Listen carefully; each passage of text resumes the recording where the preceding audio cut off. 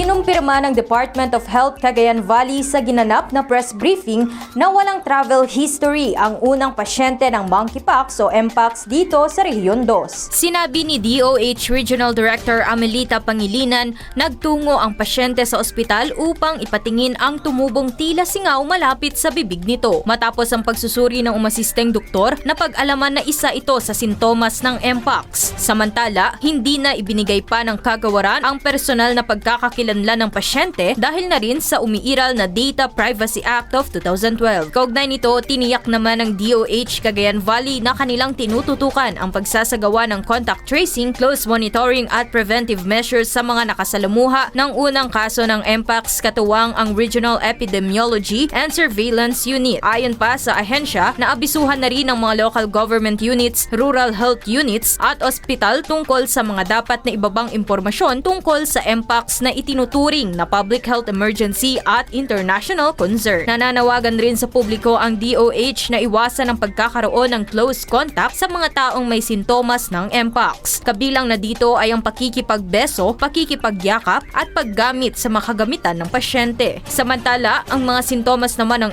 mpox ay pagkakaroon ng butlig, lagnat, pananakit ng ulo, pamamaga ng lalamunan, pagkakaroon ng skin rashes at pananakit ng katawan. Para sa IFM News, ako si Idol LV Ancheta. Idol!